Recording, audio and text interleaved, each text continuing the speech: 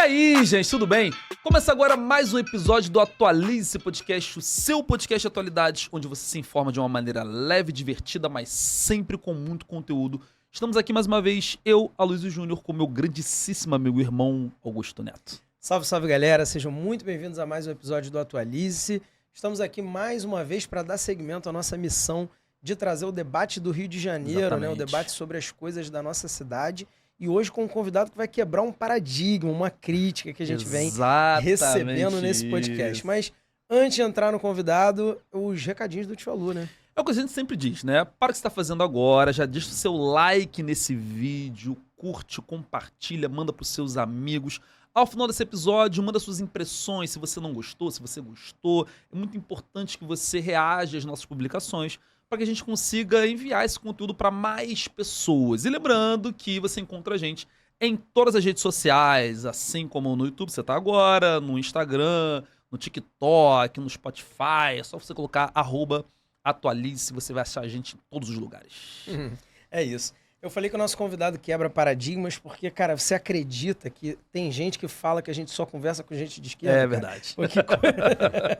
Brincadeiras à parte, a gente está hoje aqui para provar que a gente não morde e que ideia só pega se for boa. Então, vamos nessa. Nosso convidado de hoje, deixa eu ver aqui que eu perdi a apresentação do cara, tá vendo? Nosso convidado de hoje tem 33 anos, é formado pela PUC-Rio e pós-graduado em Gestão Pública pelo INSPER. Na Faculdade de Direito, foi presidente do Diretório Central de Estudantes sob as bandeiras da liberdade e do empreendedorismo. Já foi filiado ao PSDB e disputou eleições em 3 oportunidades, tendo sido eleito vereador pelo Partido Novo em 2021 com mais de 10 mil votos. Atualmente é presidente da Comissão de Ciência e Tecnologia da Câmara, tem protagonizado embates com a Prefeitura e com a política tradicional e agora é pré-candidato à reeleição. Então, boas-vindas ao Pedro Duarte. Fala, galera, um prazer estar aqui, uma oportunidade até de fazer um bom debate, pelo que eu vi aqui. Tem uma fama de ter muita gente de esquerda convidada, mas não é problema algum, até para a gente poder, né? Tem vários assuntos da nossa cidade que eu tenho certeza descobriremos aqui ao longo da conversa que a gente pensa muito parecido. Em outros, tenho certeza, a gente vai pensar bem diferente, mas é fundamental que a gente descubra quais são essas diferenças que nós temos. Meu nome é Pedro Duarte, é um prazer estar aqui falando sobre Rio de Janeiro. A gente gosta muito disso porque somos professores, né? Ambos. E o debate pra gente é uma coisa muito importante. A gente veio com essa... A galera fala isso, às vezes, pessoas conhecidas, né? Ah, não, vocês só falam de pautas identitárias, não sei o quê. Não, e até o registro inicial, né? Registrar a parabenização não somente ao Pedro, mas ao partido dele, né? Por estar sendo corajoso, né? De vir num ambiente que os caras pensam diferente de mim. Então, sim, eu não vou enfrentar, levantarem bola para eu cortar, né? Vai ser uma coisa que a gente vai debater, falar sobre coisas que a gente vai concordar ou discordar, como você falou. Então, parabéns aí pela bravura de... É o que eu mais gosto. Eu fiz movimento estudantil, né? Então, foram anos disputando eleição contra pessoas ligadas a PT, PSOL, então sempre nesse embate. Hoje, dentro da Câmara, estou sempre também nesses debates com relação a visões diferentes de mundo. Então, eu diria que é algo que me alimenta, na verdade. Eu sou um cara muito ideológico, gosto muito de ler, né, de economia, visões diferentes com relação ao mundo. Então, eu gosto desse embate. É algo que me motiva. E você é um vereador, né, de primeira viagem, já teve 3 eleições, disputando 3 eleições. A gente acompanhou muito assim, as suas redes sociais e viu os seus vídeos, né? Eu, particularmente, pesquisei bastante sobre você e tal. Você vai vir candidato a vereador agora, mas você era pré-candidato à prefeitura. Então, antes de a gente começar a conversa aqui sobre Rio de Janeiro, sobre política, queria abrir esse espaço para você dizer para a gente por que você retirou sua candidatura à prefeitura do Rio. A gente fez muita pesquisa, foram 6 meses lançado como pré-candidato a prefeito, pontuamos bem, para 33 anos, primeiro mandato, não tenho família na política, então estou construindo minha própria trajetória e cheguei a pontuar em pesquisa quase 4%. E para ter uma ideia, cada percentual é mais ou menos uns 40 mil votos válidos. Então, se multiplicar isso por 4, a gente está falando de quase uns 160 mil votos, que é muito voto. Então, a gente vinha sinalizando bem, mas ao mesmo tempo é um prefeito, o Eduardo Paes, caminhando para o seu 4º mandato, em reeleição, muito orçamento. Então, tinha chances, seria uma boa disputa, mas tinha chances consideráveis de não ser reeleito. E para quem está começando agora a carreira, está entrando na política, é difícil continuar lá dentro. Então, a gente considerou que o mais importante era assegurar o mandato de vereador e levar mais gente para dentro da Câmara. Hoje eu sou o único do meu partido e eu vejo que a diferença seria muito grande se eu tivesse mais um ou mais 2 parceiros lá dentro. E aí, de fato, ser uma bancada, que hoje eu brinco que eu sou líder de mim mesmo. Pelo regimento eu sou líder, aparece lá, Pedro Duarte, líder. Aí só que embaixo que veria a lista das pessoas lideradas não tem. É vazio. Então, a gente considerou que o mais importante agora era aumentar a nossa bancada. Em Belo Horizonte, o Novo tem 3. Em São Paulo, o Novo elegeu 2. Em Porto Alegre, o Novo elegeu 2. Rio de Janeiro ficou um pouco para trás nisso. A gente vai compensar agora e vamos eleger 3 vereadores. E eu vou ser o líder, se Deus quiser, dessa bancada. É isso.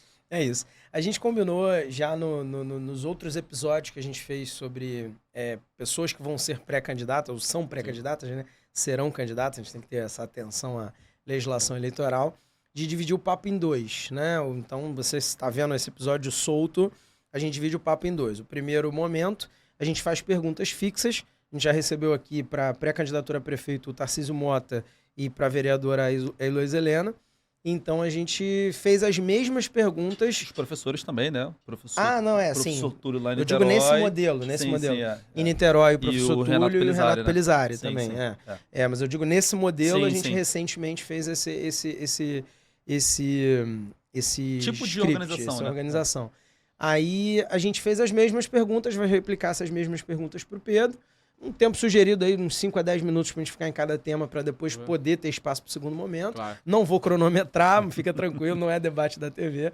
Mas nesse segundo momento a gente fala um pouquinho mais sobre você, sobre o partido, enfim, um papo um pouquinho mais aberto. Beleza? Ótimo, perfeito. Então, a primeira pergunta, a gente vai ler para ficar exatamente igual para todo mundo, é como você avalia a atual gestão da cidade do Rio de Janeiro e por quê?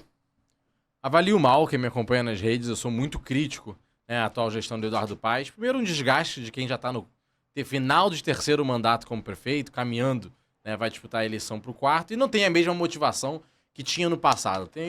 Ao mesmo tempo, também não sou um opositor que não reconhece acertos. Só que eu vejo que os acertos, né, as grandes obras históricas que o Eduardo fez foram muito no passado. Então, o Porto Maravilha é uma obra de 10 anos atrás.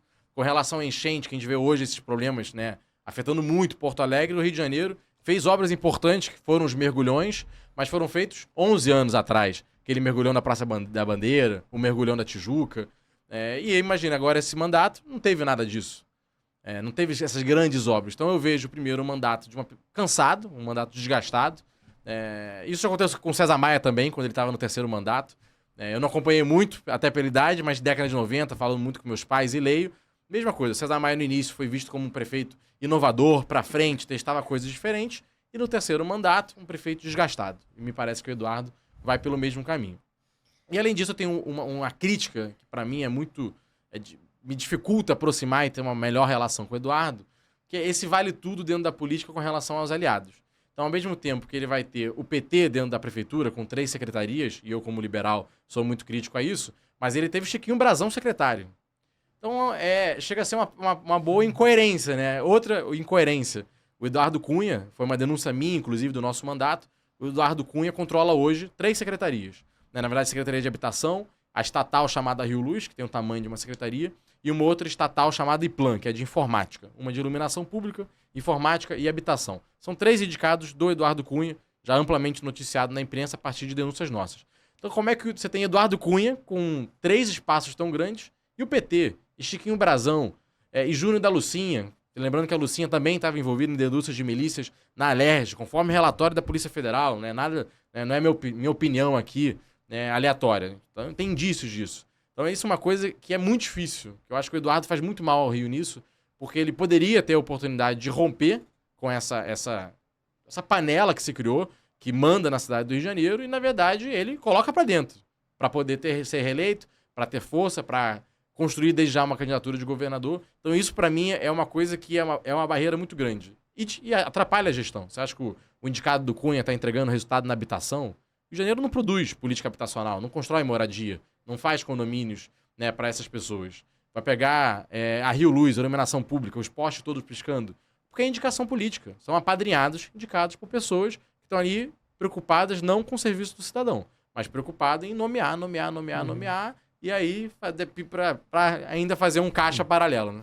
A gente encontrou, acho que o primeiro ponto, então, de concordância do loteamento político, mas problematizando, fazendo de advogado do diabo, o Rio de Janeiro dá para ser governado de uma forma diferente disso, porque talvez ele seja um microcosmo desse problema na política brasileira, né? De ter que dar cargo para poder aprovar a emenda, porque senão, inclusive, você entra em risco de vida. A gente estava até conversando sobre isso antes, né? Sobre como que ser vereador não é um cargo muito seguro numa cidade como no Rio de Janeiro.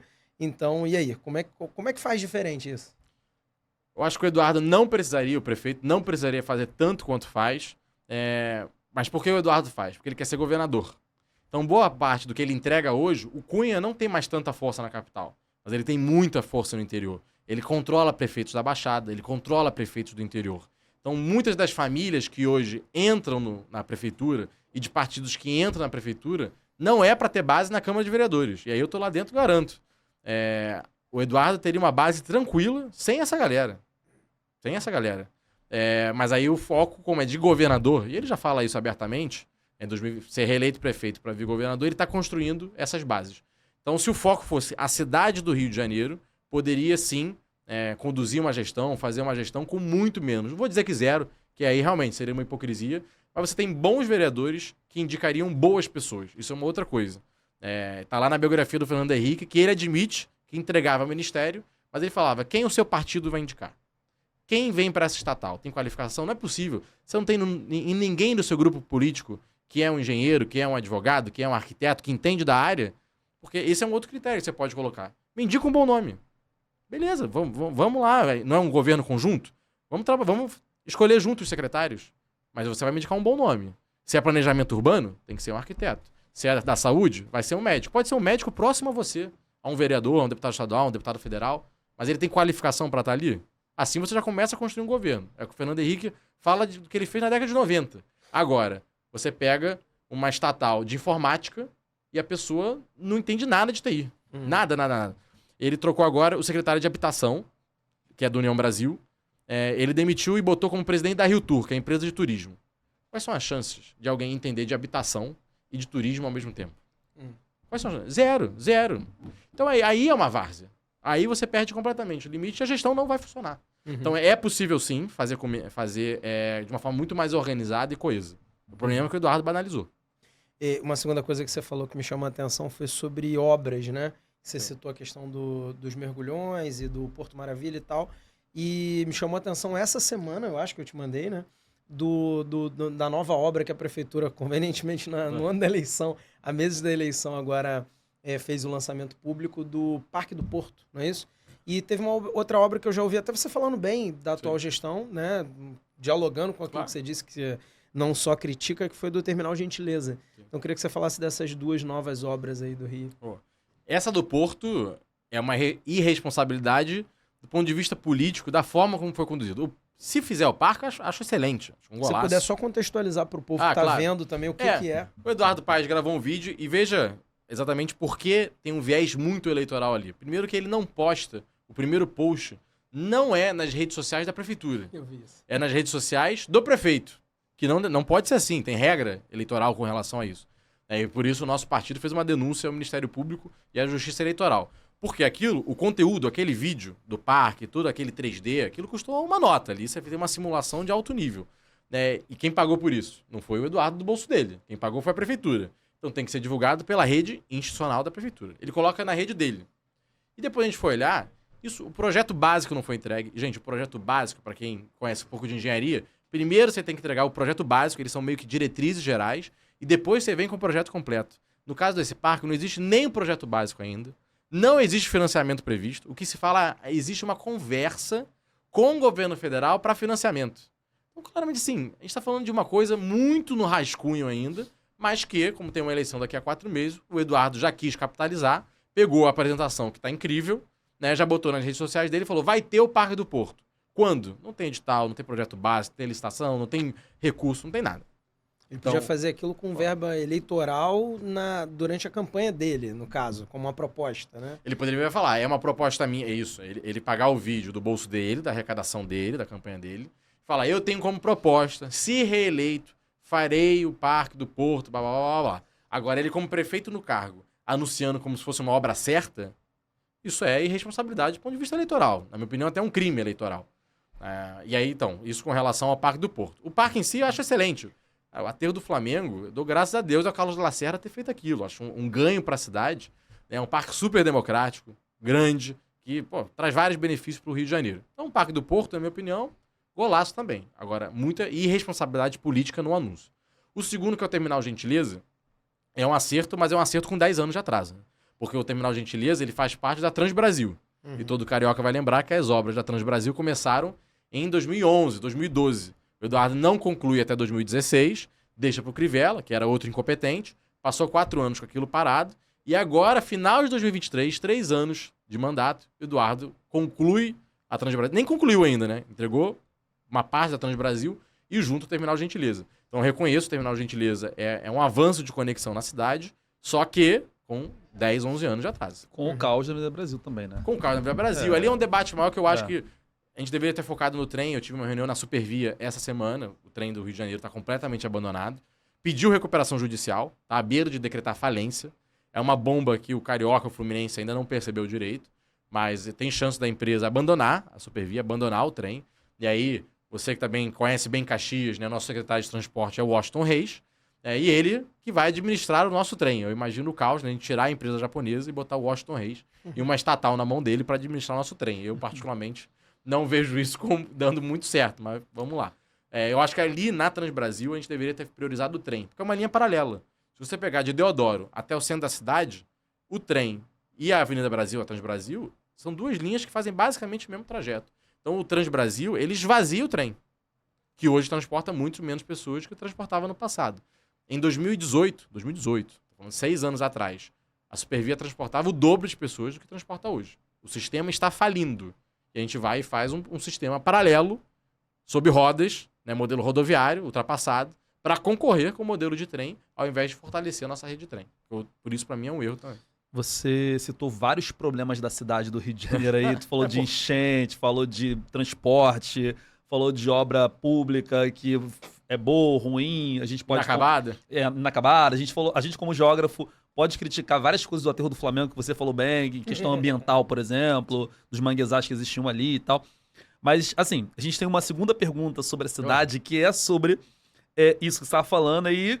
Pode ser, você pode repetir alguma coisa que você disse, você pode falar de outros problemas. Que é assim. Quais você acha que são os principais problemas do Rio de Janeiro? Você pode dizer 3, 2, hoje em dia. E como que você trabalharia, se fosse o prefeito, ou na Câmara mesmo dos vereadores, debatendo ali e tal, como que se poderia fazer para melhorar esses problemas? Só um adendo. A gente, para o Tarcísio e para a Heloísa, fez 3. Não precisa fazer 3. Verdade, foram 3, Escolher 3. Eleger 3 problemas. Não necessariamente em ordem. Mas aí quantos você quiser. Tá Fica livre. Bom, vamos lá. Vou primeiro listar os 3 problemas para mim. Criminalidade e desordem, eu vou relacionar e vou explicar porque, para mim, são o mesmo problema. Então, a criminalidade e a desordem. O segundo é a mobilidade, o nosso transporte público é muito complexo.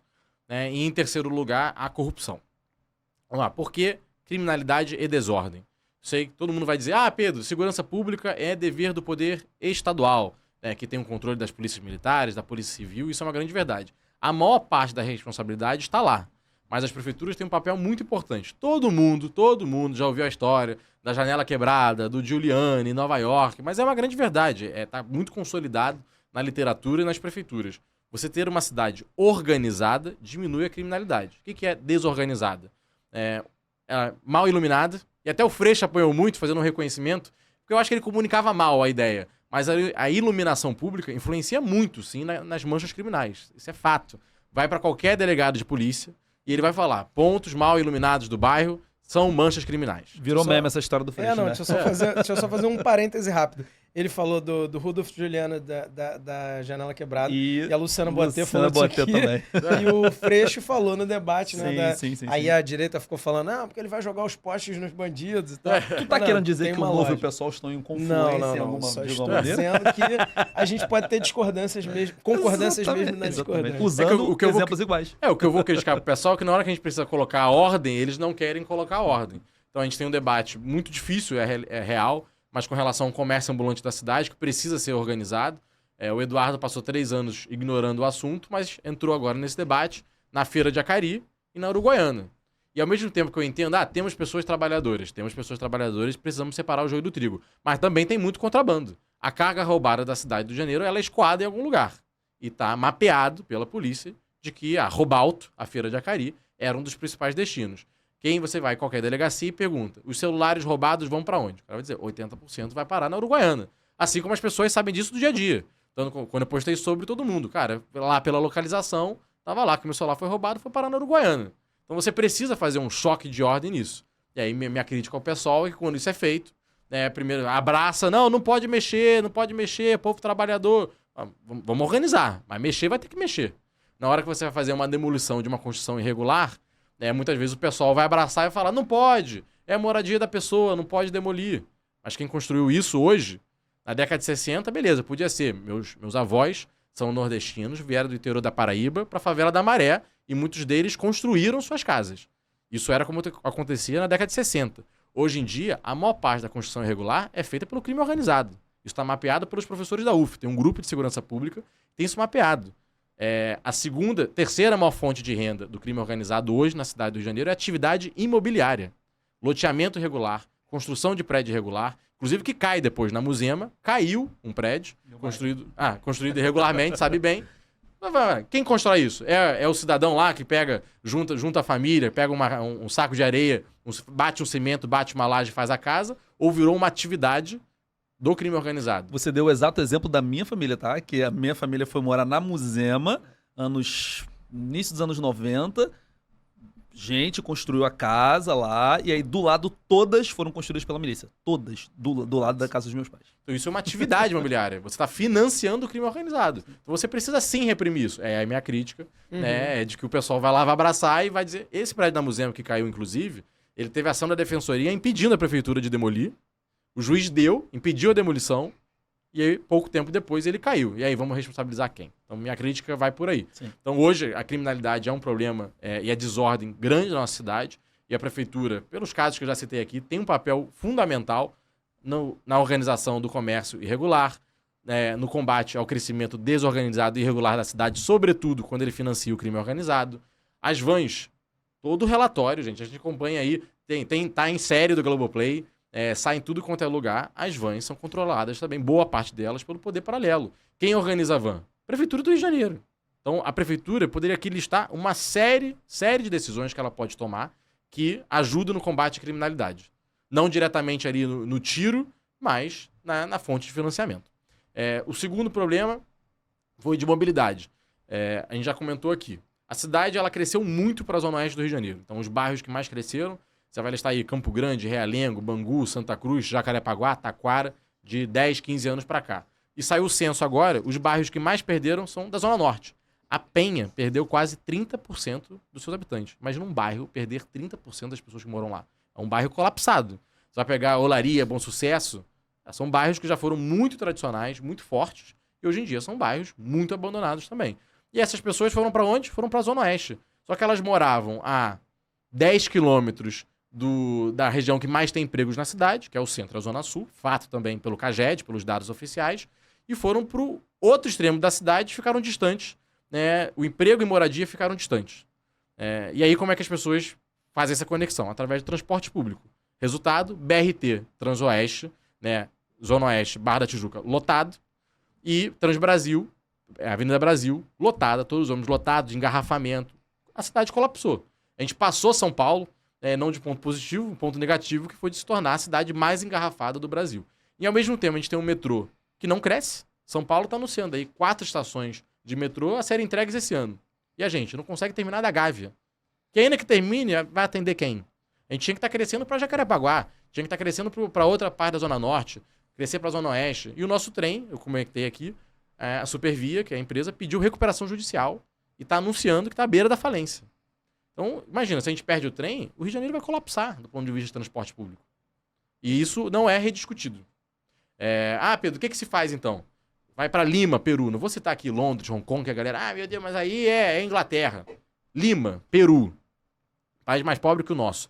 Tem uma autoridade metropolitana que junta governo estadual e todos os municípios da região e todos eles debatem e financiam o transporte público juntos. Uma coisa que o Rio de Janeiro não consegue fazer. São João de Meriti faz linhas de ônibus, Caxias faz linhas de ônibus, o governo do estado faz linhas de ônibus que vem da Baixada até o centro da cidade paralelo ao trem. Por que essas linhas não conectam na estação de trem pra pessoa pegar o trem e você faz um bilhete único?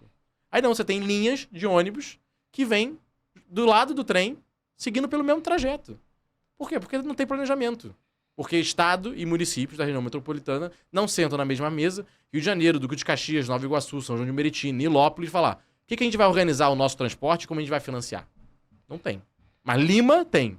Peru tem. E o Brasil não. Com todo o respeito a Lima. E pra fechar aí o terceiro ponto, corrupção, já citei um pouco aqui. Eu não acho que tem como dar certo uma cidade em que as famílias tradicionais continuam mandando e nomeando quem bem entendem. Você tem um secretário de habitação que tá lá só porque é do União Brasil. Aí ele sai de lá e vira secretário de turismo. Várzea. Você pega uma empresa de informática que deveria estar digitalizando a Prefeitura do Rio de Janeiro, 2024, a Prefeitura ainda não é digitalizada, e aí vai uma indicação do Eduardo Cunha, comprovado que está lá, e não entende nada de TI. Então essa corrupção, que é entregar secretarias, entregar estatais a aliados políticos, único e exclusivamente para ter voto, ou pior, para fazer caixa 2, esse é um modelo que destrói a cidade do Rio de Janeiro. Ah, Pedro, mas isso tem no Brasil todo, mas não no nível que o Rio de Janeiro tem. Não no nível que o Rio de Janeiro tem. Pode pegar o secretariado da cidade de São Paulo, da cidade de Belo Horizonte, tem alguns nomes ruins. Mas do jeito que o Rio de Janeiro faz, essa várzea não acontece. Eu queria tocar num ponto que você chamou a atenção da criminalidade, da ordem, e eu vi que você tem um projeto para armamento da Guarda Municipal, né? Que já acontece, inclusive, em outras cidades do Brasil. E aí eu queria saber como isso seria feito, porque a gente tem muita crítica da oposição em relação a isso, né? Que mais armas geraria mais violência, que você teria ali uma repressão maior aos mais pobres, né? Que a Guarda Municipal, ela tá no centro da cidade, nesse choque de ordens, como você chamou a atenção da Uruguaiana, da Feira de Acari.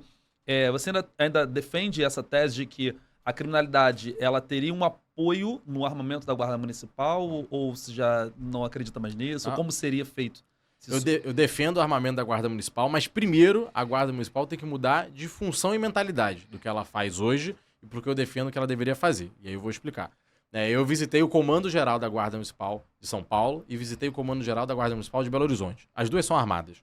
São Paulo desde o início, desde a fundação dela, na década de 80, e Belo Horizonte mudou em 2016. Mas do Rio de Janeiro é exceção. Guarda Municipal armada é Vitória, Salvador, Porto Alegre, Curitiba. Porque às vezes pra gente é tão natural a guarda não ser armada, que quando a gente fala de armar parece diferente. Só que o Rio de Janeiro que é diferente. A ampla maioria das capitais brasileiras conta com uma Guarda Municipal armada. Agora vamos lá com relação ao que ela deveria fazer. Eu não acho que a gente tem que ter uma Guarda Municipal armada para lidar com comércio ambulante. Inclusive, pela lei, Guarda Municipal não deveria lidar com comércio ambulante. Existe um órgão chamado CCU, que é o de controle urbano, e o órgão de controle urbano que deveria lidar com comércio ambulante. Em São Paulo, o Guarda Municipal, o comandante, virou e falou: eu não lido com comércio ambulante. Quem faz isso é a subprefeitura. As subprefeituras organizam os seus territórios. Numa região difícil, numa operação que será dura, eu posso fazer o apoio. Mas eu não lido com isso no dia a dia. Não é função do Guarda Municipal armado ficar lidando com comércio ambulante.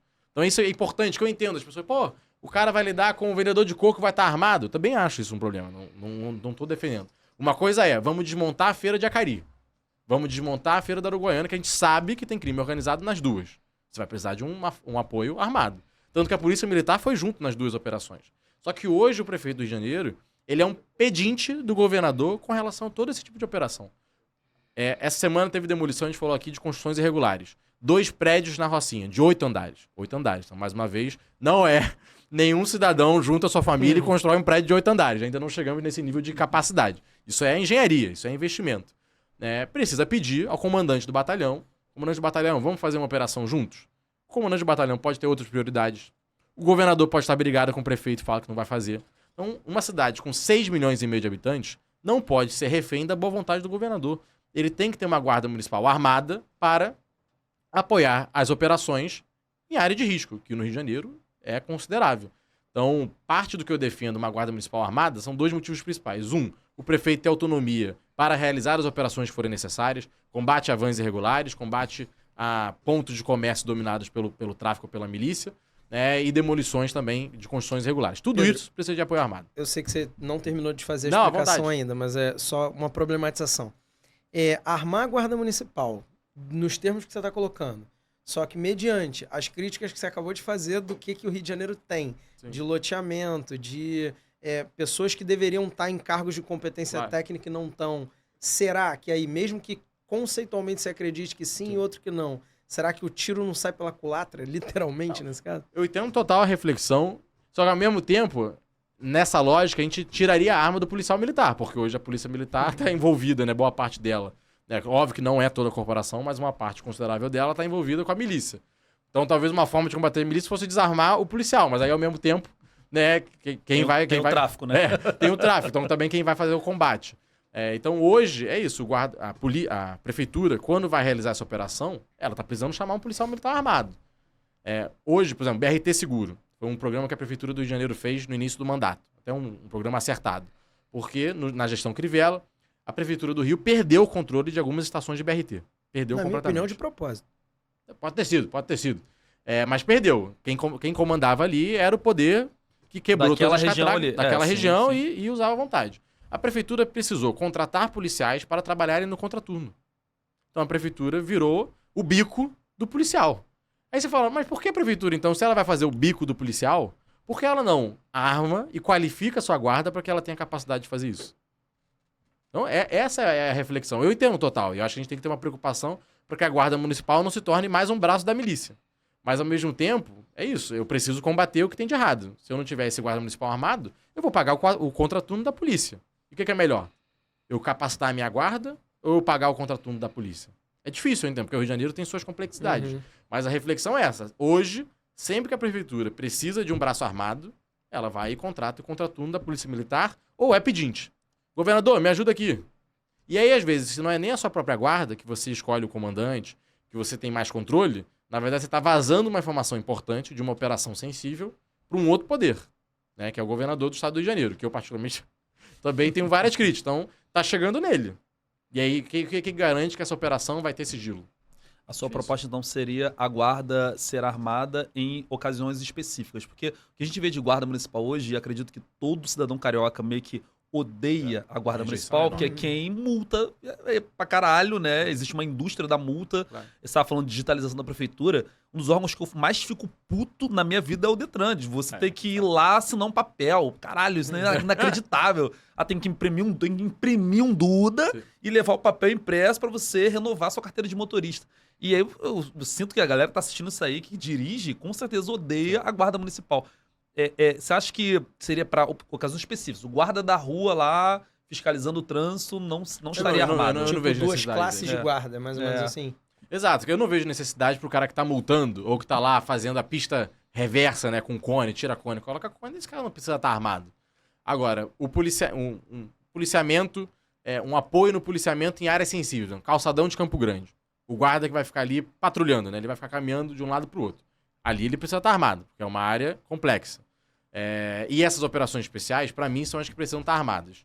Dia a dia, apoio a comércio ambulante. Não precisa da guarda armada, a menos que seja uma situação muito sensível, como Feira de Acari ou Uruguaiana. Mas o dia a dia, do cara que está vendendo água de coco fora do ponto, isso aí não precisa de arma para isso. E para multa de trânsito, para ordenar trânsito, também não precisa de arma. É muito mais operação especial e pontos sensíveis, né? Porque algumas regiões da cidade, ainda que não seja assim, numa área deflagrada, infelizmente, Mercadão de Madureira, Calçadão de Campo Grande, são áreas em que o poder paralelo está sempre tentando cobrar uma taxa do comerciante, está sempre tentando ter o controle. Então, o guarda ali de cacetete, ele não manda em nada. Não manda em nada. Mas na prática, então, é tipo como se fosse o que eu falei, duas classes de guarda, Isso. alguma coisa assim. Exato. Até porque a gente tem 7 mil guardas municipais. É irreal armar os 7 mil.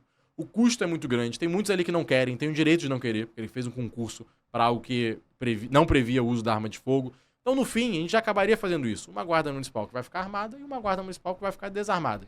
Então, tem guarda municipal que faz patrulhamento de parque. Você pegar um parque na Catacumba, o parque da Catacumba ali na Lagoa. Esse guarda não precisa estar armado. O cara tá ali recebendo as pessoas, né, vendo se ninguém tá desmatando, tá vendo se a trilha tá direitinho, sobe a trilha, desce a trilha. O cara ali é o guarda do parque. Não precisa estar armado. Ali, o que acontece ali? Nunca aconteceu nada nos últimos, 10 anos. Então, é isso. A gente pode ter tranquilamente 2 guardas, uma armada, uma não armada e seguir o jogo. Mas, assim, desculpa estar mantendo esse assunto pra não, cacete. É um bom assunto, Mas é que você falou assim, você usou o exemplo. A gente colocaria a guarda municipal em operações em Acari, em Campo Grande, e não teria guarda armado na Catacumba, que é na Lagoa.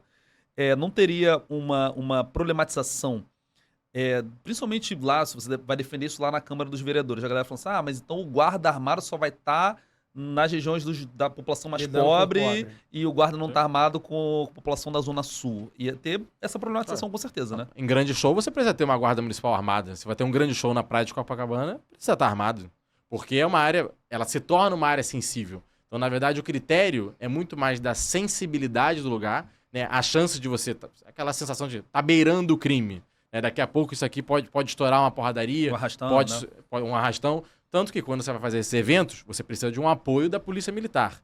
A gente está falando aqui, tem entradas, né, na cidade do Rio de Janeiro, mesmo na Zona Sul, que você precisa de um apoio. Uma coisa que Belo Horizonte fez, os guardas municipais fazem um patrulhamento de vias. Ele pega uma via que é uma mancha criminal, né, pega a viatura deles e ficam indo e voltando, são guardas municipais armados, porque ali eles não estão olhando a multa, eles não estão olhando, né, um comércio ambulante, um cara que está vendendo biscoito no sinal. Ele está olhando, tipo, assalta ônibus, assalta carro. A Avenida das Américas seria muito bem-vindo. Tem muito roubo de carro na Avenida das Américas. Então, posso listar aqui, é isso, grandes shows na Zona Sul precisariam e a Avenida das Américas super precisa com relação a essa parte de carro. Então, não é uma questão de Zona Oeste, Zona Sul. Na minha opinião, é muito mais a sensibilidade. Tipo assim, o que ele vai fazer? Tá na Avenida das Américas para multar. Não precisa estar armado. Tá na Avenida das Américas de olho em roubo de carro. Então, tem que estar armado. Entendi. Uhum. E aí a última pergunta sobre a cidade, né? Esse tema é muito bom. Quem é o seu ou sua pré-candidato a prefeito? E por que você considera que seria essa a melhor opção para nossa cidade? A minha pré-candidata a prefeita é a Carol Esponza, que é a candidata do meu partido. Quando eu fiz o anúncio até de desistir da pré-candidatura de prefeito para focar na Câmara, nós anunciamos juntos, é um vídeo conjunto, eu e a Carol. Ela foi meu voto para deputada federal, fez 25 mil votos. E, sobretudo, essa convicção, nesses pontos que eu disse, tem uma panela que comanda o Rio de Janeiro, que envolve muitas famílias tradicionais, que envolve muita corrupção, muita gente pesada. E, para mim, a prioridade, no voto que eu vou dar lá na frente é na pessoa que rompe com isso, que está completamente distante e tem muita firmeza moral e ética para tocar essa pauta. E eu vejo isso, a Carol, porque eu conheço de perto, sei da índole dela, sei da capacidade dela. Uma pessoa que também estudou muito, estudou fora, super capacitada. Então eu vejo, pelos debates que eu tenho com ela com relação à cidade, que é uma pessoa que tem muito domínio dos assuntos. Então por isso ela é minha pré-candidata. Tá convidada a Carol, né?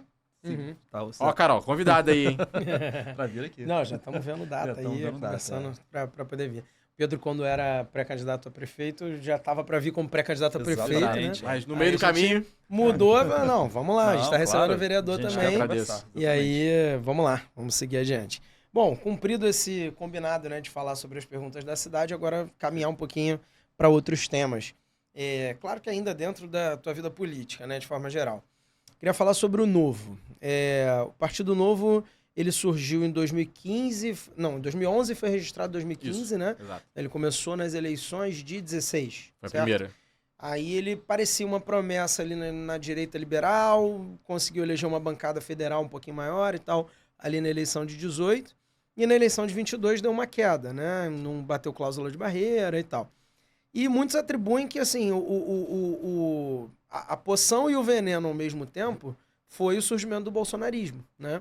Que o bolsonarismo, ele, se em algum grau, por exemplo, teve um papel fundamental para o Romeu Zema em Minas, né? Governador de Minas, para quem não souber, ser eleito e depois reeleito, ele também, o desgaste da extrema-direita meio que causou alguns problemas internos dentro do PSOL, olha, dentro do Partido Novo, trouxe algumas divergências sobre que caminho seguir e tal. Então, eu queria ver de dentro como que você enxerga esse movimento, 18, 22, bolsonarismo, em alta e depois em baixa, e os reflexos dentro do partido, e como que você projeta aí, até mirando 26, né, como que o partido está se reorganizando. Em 2018, o Novo surfou uma onda muito forte de renovação, meio que a qualquer custo, né? Era, vamos mudar. A vibe era essa, né? Vamos mudar com uma inclinação à direita. Então vamos mudar para a direita. E aí o eleitor não tinha muita noção do que era o Novo, ninguém conhecia direito o partido, né? E não entendia até qual era a diferença do Novo pro Bolsonaro, pro bolsonarismo. E aí nisso o Novo leva muito voto. O João Amoedo fez uma boa candidatura, né, de presidente, ainda que fosse um partido que estava estreando, ele fez mais votos que a Marina. Uhum. Imagina. No quarto, né? Ficou em quarto lugar, um cara completamente, nunca tinha concorrido a nada, talvez nem a síndico do prédio, um cara, claro, com uma grande carreira na iniciativa privada, mas vida política não tinha e ficou na frente da Marina o nome tradicional. Com o Bolsonaro eleito, as pessoas começam a perceber quais são as diferenças entre os dois. Porque o Novo começa a ter embates com o Bolsonaro, o que gera uma divisão interna.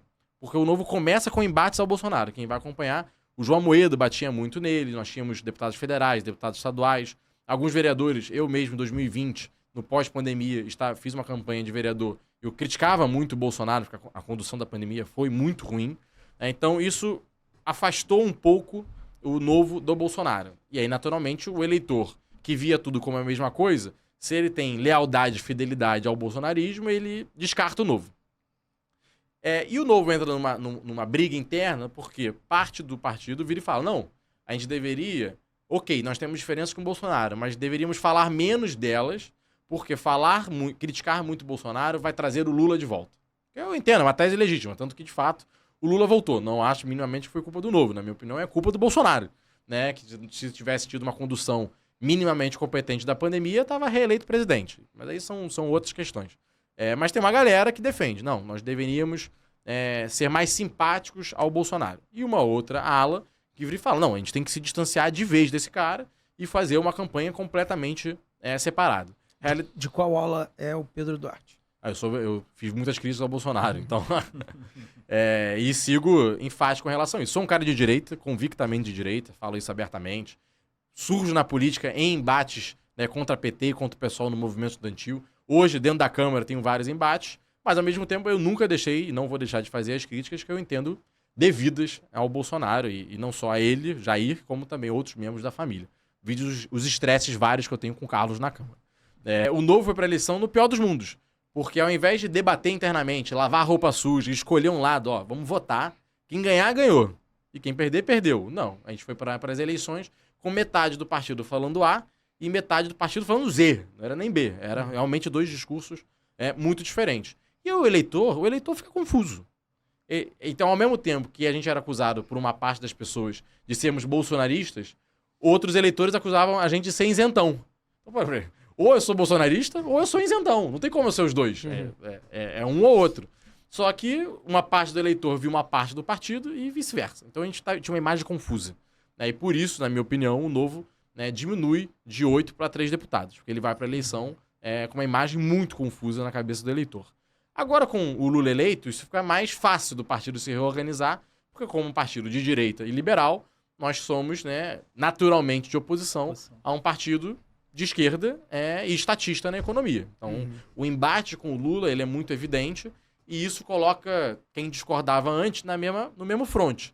O problema é o risco de a gente rachar de novo lá na frente. Eu, por exemplo, desde já falo, o mais importante para 2026 é a construção de uma candidatura de direita não dependente do Bolsonaro. E aí pode ser o Zema, pode ser o Tarcísio, pode ser o Ronaldo Caiado, pode ser o Ratinho do Paraná, tem vários nomes bons. Eu só acho um absurdo a gente lançar mais um familiar Bolsonaro. Aí não dá, entendeu? Repetir o erro que já foi feito no passado. Outras pessoas não são não tem tantas reservas a isso. Então hoje o debate que a gente ainda tem no partido é qual é o caminho que a gente vai seguir. O Brasil está polarizado, não tem jeito, a única direita que existe é o Bolsonaro. Eu discordo, mas tem gente que acredita nisso. E eu acredito na tese que a gente tem que construir, juntar o Zema, o Tarcísio, Eduardo Leite, Ronaldo Caiado, Ratinho e fazer uma candidatura de direita moderada. Mas você acha... desculpa. Não, você acha que... Pedro Duarte, tá? Você falou assim, eu sou uma pessoa de direita, mas existem direitas, né? Existe aquela direita liberal, existe uma direita mais conservadora, extrema direita e tal.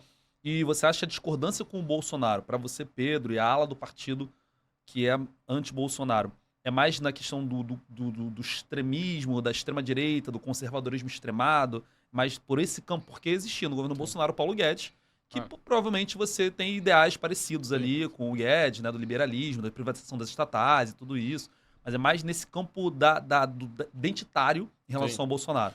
Na economia o alinhamento era grande, se for pegar Paulo Guedes, venda de estatais, abertura econômica, até acho que o Paulo Guedes prometeu muito, entregou menos do que prometeu, mas é um cara que a gente teria um alinhamento grande. Agora, nas outras pautas, condução da pandemia, caos. A questão com relação à vacina, negacionismo, né? Basicamente antivacina até o final, negando ter se vacinado, quando deveria ter sido o primeiro a dar o exemplo. Não entra nem na discussão de ser obrigatório. Ele poderia até virar e falar, olha, eu não acredito em tornar obrigatório e tudo mais, mas eu vou dar o exemplo.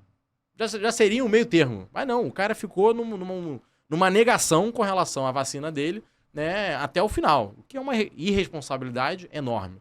Você vai nos costumes, é uma pessoa que não lida bem com a oposição. Você vê, foi a briga dele com o Sérgio Moro, a própria corrupção que ele disse que era uma pauta dele, o Deltan, a Lava Jato, parte dela foi enterrada por causa do Bolsonaro. A Lava Toga, quem enterrou a Lava Toga foi o Bolsonaro para ajudar o Flávio, que estava envolvido nas denúncias. Então, na pauta de corrupção, na pauta de costumes, e na pauta política de entender a democracia e lidar bem com a oposição e ser um cara que traz estabilidade e paz para o país, eu defendo também qualquer país tem que viver em paz. Né? Eu não gosto de pessoas que ficam incentivando constantemente a guerra com a oposição. Todo dia guerra. O Bolsonaro é meio que isso, né? Ele é movido por guerra. Tem que estar em guerra todo dia. Tem que estar ironizando a imprensa, tem que ironizar o judiciário, tem que ironizar a oposição. Vamos lá, vamos debater com o judiciário. Eu também acho que o STF tem excesso, mas vamos debater isso da forma correta. Organiza os senadores que são seus aliados, convoca o ministro para ir no Senado depor, para explicar suas causas. Agora, o Bolsonaro não faz isso, né? Não tem uma organização na cabeça dele e na atuação dele. E aí vira uma coisa atrapalhada ou caótica.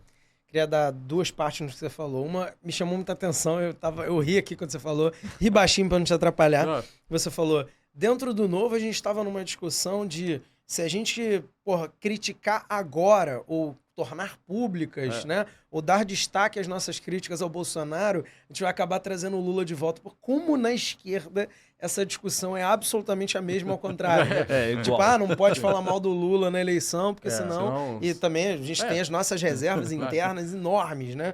De, não posso falar mal dos erros do Lula, porque senão... Tá bom, eu vou considerar... Depois até uma pergunta que eu quero te fazer. Eu vou considerar que entre o Bolsonaro e o Lula, pelos seus principais problemas, o Bolsonaro, na minha visão, é muito pior. Mas isso não me isenta de poder fazer críticas aos dois, em algumas, inclusive, similaridades, né? Fizemos um episódio sobre os 100 dias do governo Lula. 100 dias do governo Lula. A gente falou mais mal do que bem e tomou porrada pra caralho da esquerda. Mas muito, assim. Comentário, assim, esses caras bolsonaristas... Chapa branca.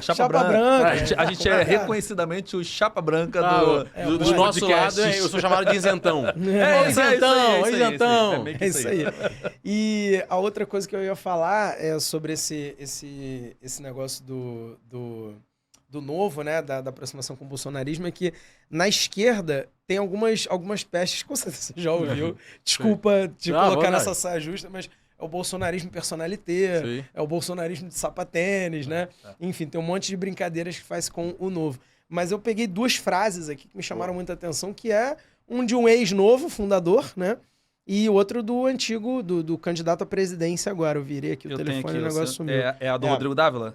Do Felipe Dávila. Não, primeiro do Amoedo, né? Que o Amoedo falou que... Ele falou assim... bolsonarismo disfarçado e dissimulado, o Amoedo ao UOL, e o Dávila falou, é necessário juntar a direita sensata com a esquerda inteligente contra a esquerda populista e a direita chucra. Duas entrevistas aí de um fundador e o ex-candidato a presidente pelo teu partido, e um criticando, né? Falando que agora o Novo se distanciou dos ideais originalmente por conta de uma aproximação com as práticas do Bolsonaro, né? E o outro falando que a gente tem que se juntar entre esquerda e direita contra a direita chucra, entre o que ele fala, né? Sim. Eu creio que ele tá falando do Bolsonaro. Com certeza. O Felipe tem tido essa posição, o Felipe Dávila, né? Foi o nosso candidato a presidente, que é um ex-tucano, assim como eu sou, né? Já concorri pelo PSDB uma vez, o Felipe também. Então ele tem tido essa tese, que eu vejo como muito correta, e até citei aqui antes mesmo, da gente juntar Tarcísio, né, governador de São Paulo, o Zema, Ronaldo Caiado, Eduardo Leite, posso listar aqui vários governadores, juntar esse pessoal para não depender, né, de uma eleição que tenha que ter o sobrenome Bolsonaro, seja ele Michele Bolsonaro, Flávio Bolsonaro, Eduardo Bolsonaro. Não é por aí que a direita vai ter oportunidade de mostrar um bom trabalho. Já teve, e o resultado foi a volta do PT. Bolsonaro não foi reeleito. Então, na minha opinião, esse caminho já não dá certo. Então, eu concordo com o Felipe Dávila de que o caminho é juntar essa direita e fazer uma candidatura que não dependa do bolsonarismo.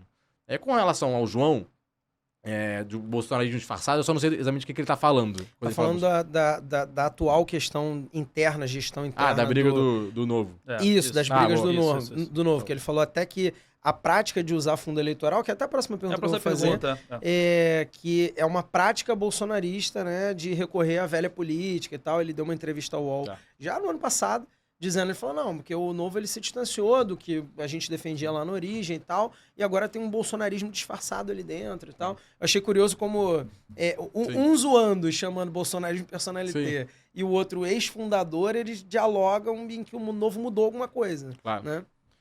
Eu tenho um respeito e gosto muito do João, uma pessoa que tem muito mérito por ter fundado o Partido Novo, me ajudou muito na minha eleição de vereador em 2020, é uma pessoa que eu tenho um respeito muito grande. Mas, na minha opinião, ele criou uma mágoa com relação ao Novo, depois de tantos estresses, com erros e acertos dos dois lados, na minha opinião. O João não conduziu bem e o partido também não conduziu bem a relação com ele. E ele acaba, muitas vezes, criticando o Novo, na minha opinião, de uma forma exagerada. Parte das decisões que nós tomamos são atualizações, na minha opinião, necessárias ao partido. Isso que a gente vai entrar daqui a pouco de fundo eleitoral e fundo partidário, a pessoa pode discordar. Falar, eu acho uma decisão errada, acho que a gente deveria continuar não usando o fundo. Mas é muito exagero dizer que é uma decisão bolsonarista. Então assim, o PT, o PSOL, todo mundo é bolsonarista porque usa o fundo. Assim, não faz muito... velha prática da política. Na Espanha usa-se fundo partidário, né? Na Alemanha usa-se fundo partidário. São partidos bolsonaristas, são países bolsonaristas. Então, assim, ou isso é uma velha prática. Então, os países do mundo mais organizados, as democracias mais consolidadas, têm velhas práticas. Então eu acho que o João acaba exagerando em função de uma briga que eu entendo que ele teve com o partido. Aí eu acho que ele vai num rótulo forçado. Porque tem boa parte das decisões que o Novo tomou, eu defendo várias delas, considero muito legítimas, são atualizações. Por exemplo, quando o João fundou o partido, lá em 2011, sequer existia fundo eleitoral, não existia fundo eleitoral, e você podia ter doação de pessoa jurídica para as campanhas. O STF entendeu que não pode mais ter doação de pessoa jurídica, e a resposta do Congresso foi criar o fundo eleitoral. Então como é que diz que isso era uma ideia original do Novo?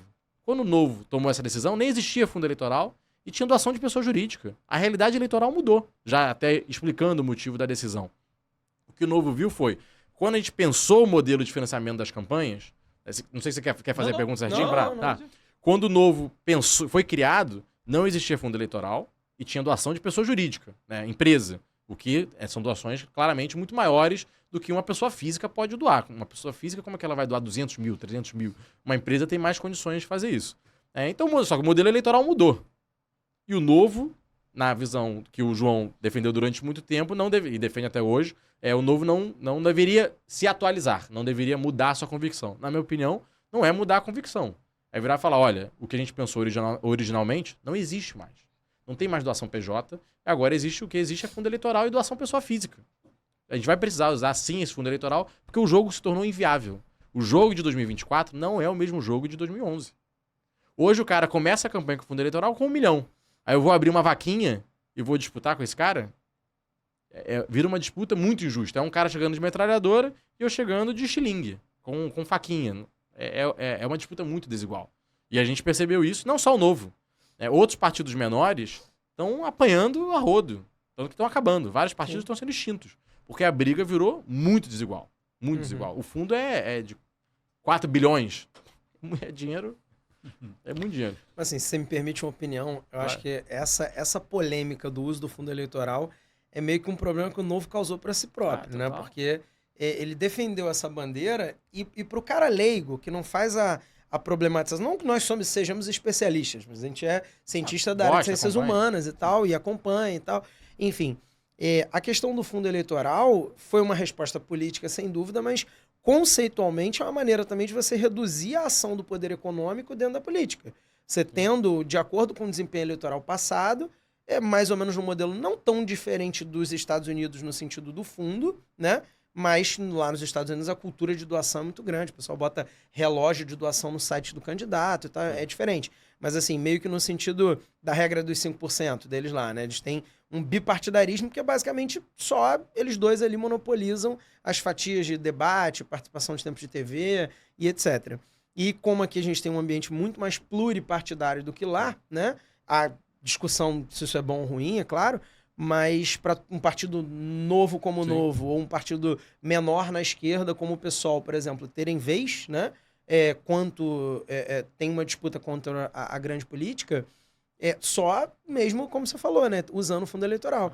E assim, você tá meio que fazendo uma explicação, me chamou a atenção isso, que é uma explicação que, assim, a gente já fez essa explicação há 10 anos atrás, quando o pessoal falava, porra, mas aí a esquerda usa o fundo eleitoral, mas aí... Não, mas calma, o fundo eleitoral aí explicava isso e a direita muitas vezes falava, não, mas não sei o quê, mas aí é dinheiro público, é um absurdo. E aí, é curioso pra mim, né? Ver agora a direita falando, mas tem que usar sim e tal. Enfim, só uma provocação. Não, é boa, mas acho que tem duas questões aí. Uma, o Novo deveria ter feito essa reflexão lá em 2016, quando proibiram a doação de pessoa jurídica e criaram o fundo eleitoral. Acho, na minha opinião, era o melhor momento pro Novo virar e falar, mudaram a regra do jogo, completamente. Eu vou ter que atualizar o meu estatuto. Ele demorou pra fazer isso e aí, corretamente, ele é questionado porque passou anos fazendo discurso e precisou se atualizar atrasado. Então, concordo, a gente deveria ter feito essa inflexão lá atrás. Em segundo lugar, eu continuo sendo muito crítico, sobretudo ao tamanho do fundo eleitoral. Se a gente vai pegar tamanho de fundo eleitoral, gasto de fundo eleitoral, versus tamanho da economia, do PIB do país, a gente é o país que mais gasta. Vai pegar... É comum ter fundo eleitoral. Por isso eu também não sou, tem que acabar com ele. É normal. A Alemanha tem, Espanha tem, França tem, Portugal tem. A maior parte dos países tem um fundo eleitoral. Então isso aí é ok. Só que, frente à economia, hoje é o Brasil o Brasil é o país que mais gasta com fundo eleitoral. O que gera uma distorção bizarra. E a governança desse dinheiro é ridícula. Vamos pegar aqui o modelo, por exemplo, Espanha. Espanha todo mundo começa com 50 mil euros. Tá. A cada dinheiro que eu arrecadei 10 euros. 5 volta para o poder público, para abater o que ele já me adiantou, 5 vem para mim. Entendeu? Então, no que o cara vai arrecadando bem no privado, ele vai devolvendo ao fundo público, para diminuir o gasto. E todo mundo começa com 50 mil. Como é que é a realidade no Brasil? Arthur Lira tá no teto, e a mulher da renovação no PP de Alagoas tem nada. Ou é uma laranja para pegar aquele dinheiro e botar mais ainda pro Arthur Lira. Então os grandes caciques partidários controlam o dinheiro, não tem uma governança. Tipo, o candidato dos rabos da chapa, os jovens, as pessoas que estão começando, primeira disputa, eles vão ganhar... Se o cara quiser, ele ganha nada. Você odeia no meu partido. Se você não beijar meu anel, não me agradecer, não falar que eu sou o cacique maravilhoso, etc e tal, você vai ter 0 de fundo na sua campanha. Isso pode. O Brasil não fez uma governança com relação ao seu fundo. O dono do partido distribui como ele quer. E aí, o que aconteceu? O fundo eleitoral virou um inimigo da renovação. Porque ao invés dele trazer mais igualdade na disputa, ele tornou a disputa mais desigual. Porque o cara que controla o fundo, ele não perde eleição de jeito nenhum. Nenhum. Você acha que o Valdemar perde eleição controlando o PL? Você acha que o Arthur Lira perde eleição controlando o PP? Perde. O dono do cofre ganha eleição.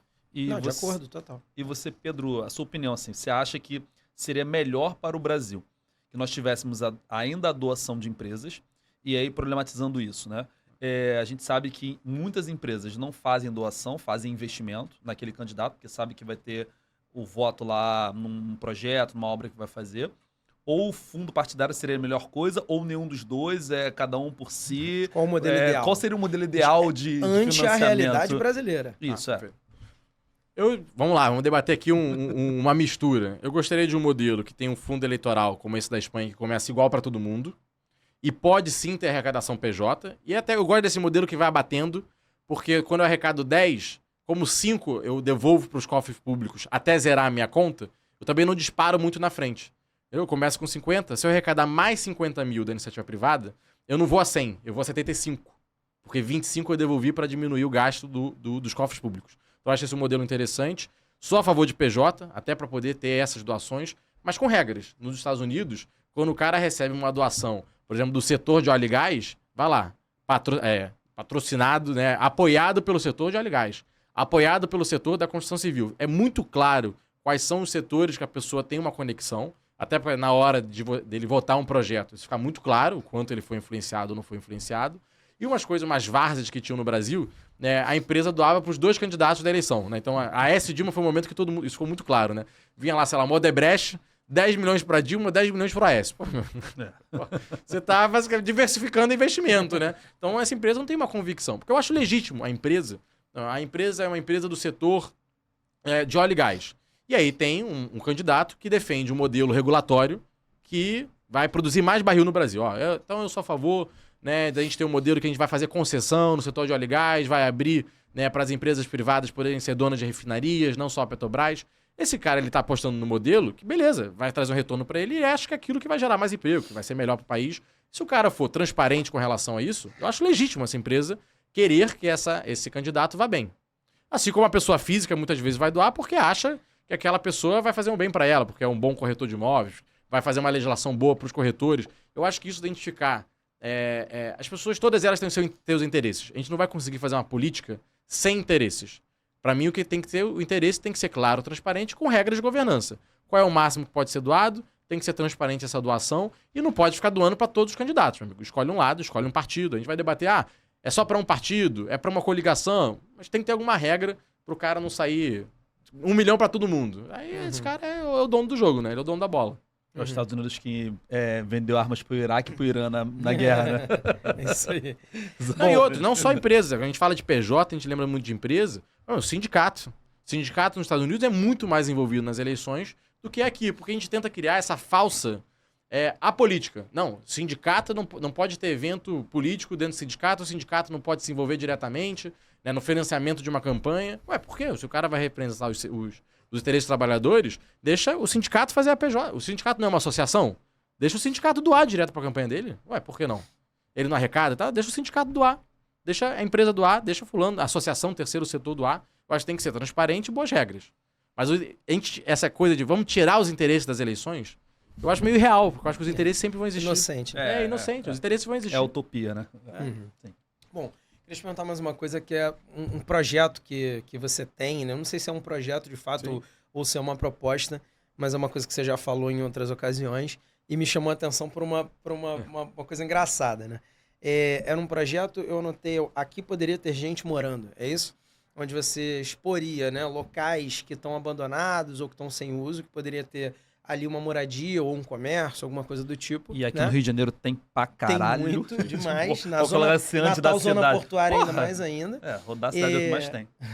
E aí, dentro disso, expondo locais onde, de repente, você poderia fazer uma moradia popular, um comércio, uma loja, qualquer coisa do tipo, né? E me chamou a atenção porque, assim, tem um cara que está diametralmente oposto do outro lado em São Paulo que defende com meios e inspirações diferentes uma coisa parecida, que é o Guilherme Boulos, né? Aí eu queria que você explicasse por que o teu projeto ideologicamente é muito diferente do Boulos e no que ele se assemelha. Tem uma diferença muito grande do meu projeto pro do Boulos. A primeira delas, eu falo de prédios públicos. Então, todos aqueles que eu coloquei nas redes sociais, todos que eu postei, são prédios que o poder público é dono. Prefeitura do Rio de Janeiro, governo estadual, governo federal, que é um absurdo.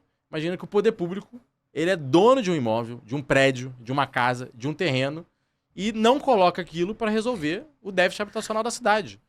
Nem que seja para vender o terreno, pegar parte desse dinheiro e fazer uma política habitacional, ou que suba um prédio ali, ou exigir uma contrapartida de, olha, você vai fazer um prédio de 10 andares, mas 2 andares são meus que eu vou fazer política de habitação. Você pode pensar em vários modelos para ajudar a fechar essa conta. Mas o que me revolta é o poder público ser dono de imóveis que estão lá simplesmente parados. E a diferença do Boulos, na minha opinião, é que ele vai invadir imóvel privado. É óbvio que a gente vai ter o debate de que os imóveis são abandonados, a gente vai debater quais são os abandonados. Se ele está abandonado porque está numa região degradada, você vai pegar o centro da cidade, tem muita gente ali, dono de imóvel, que gostaria de alugar o seu imóvel. A questão é que não tem gente querendo pagar pelo aluguel do imóvel porque foi abandonado, a Cracolândia tomou, etc. O debate fica mais complexo. Mas a grande diferença é porque o Boulos fala muito dos imóveis privados, e na minha opinião eles têm um dono, né? E eu falo muito dos imóveis públicos, sendo que o poder público deveria estar a serviço da população, e quando ele deixa um prédio parado 30 anos, né, ele está fazendo um desserviço à população. Essa é a maior diferença. É um pouco parecido com o que seria uma reforma agrária em terras devolutas, terras do Estado, assim. Tipo isso.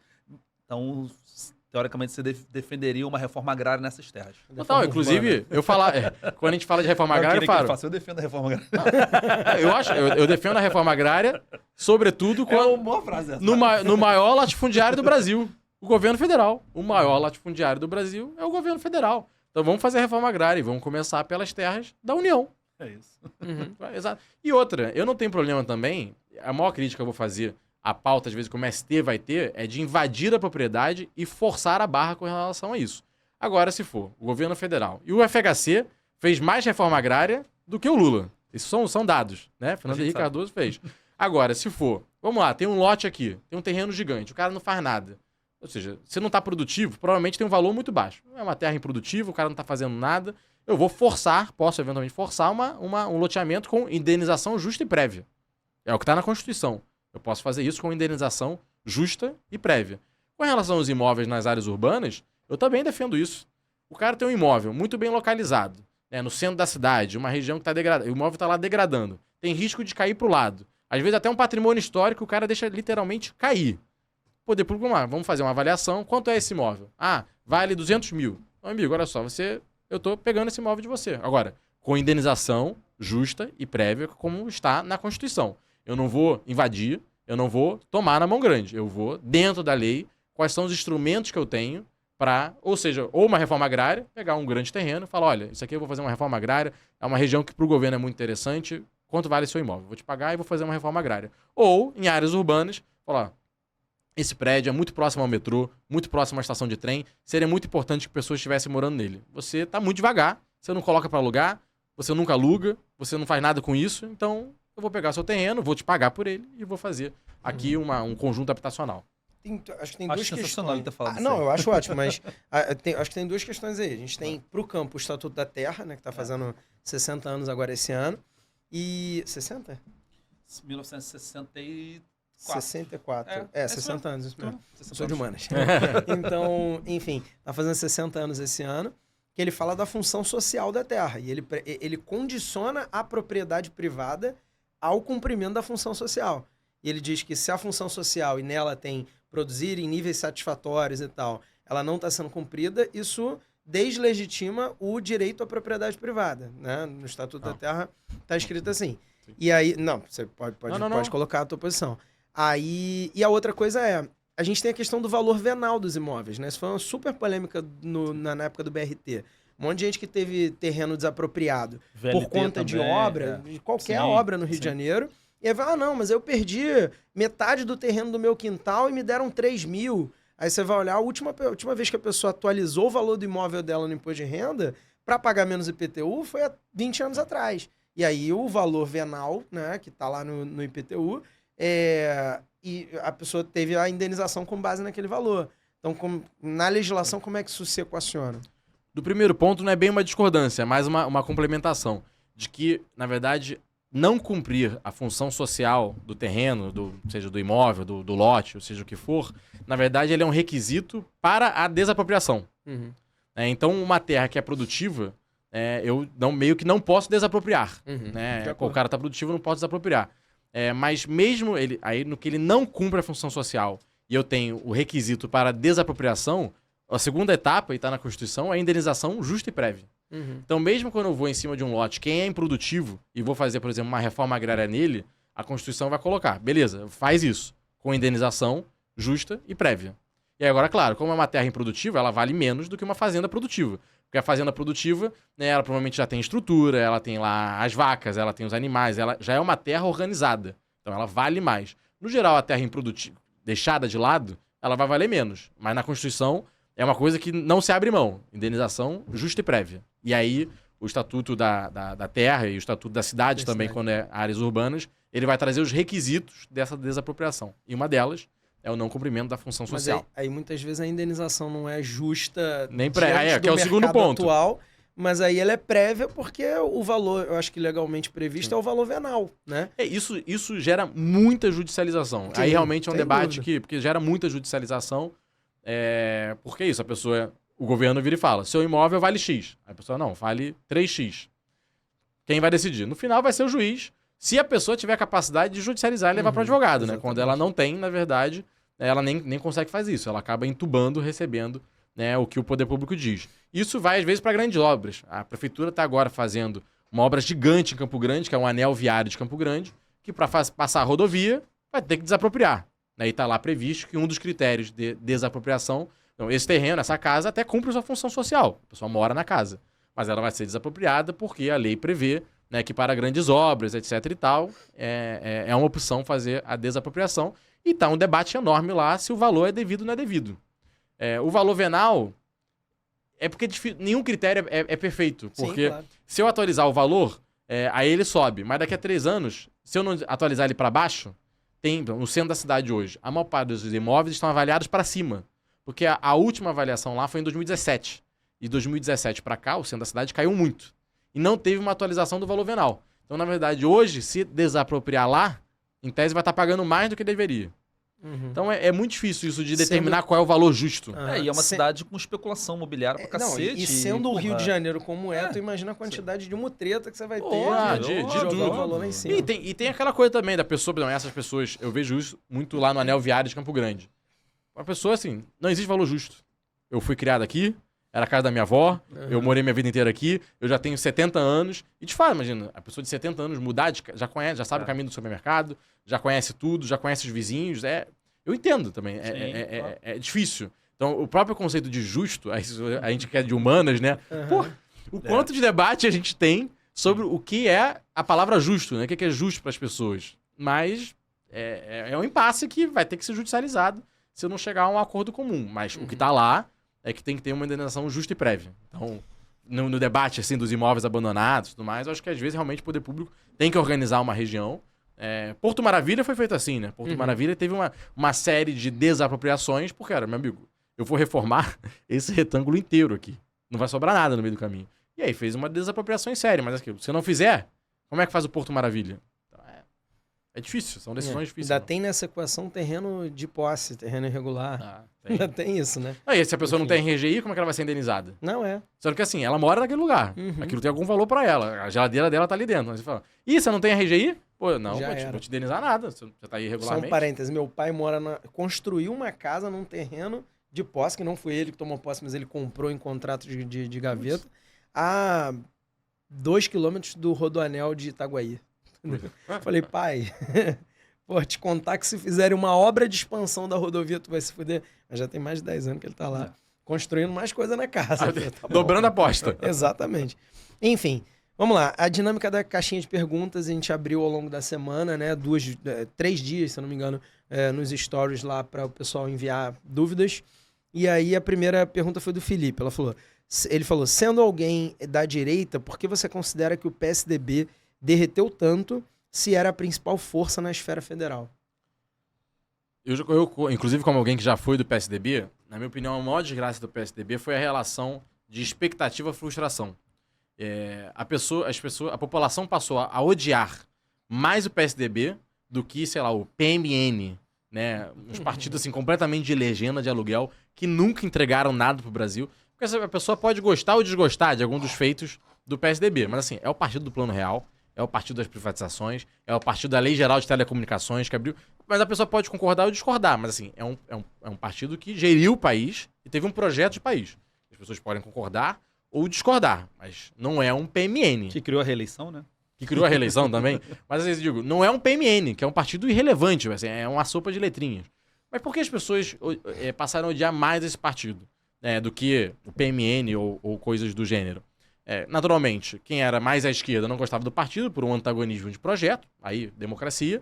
E o outro lado, que seria a direita, numa relação de expectativa e frustração, porque passou anos criando uma expectativa no PSDB, né, de, vai ser o partido que vai ser liberal, é o partido que vai organizar a economia, é o partido que é ético frente às corrupções do PT.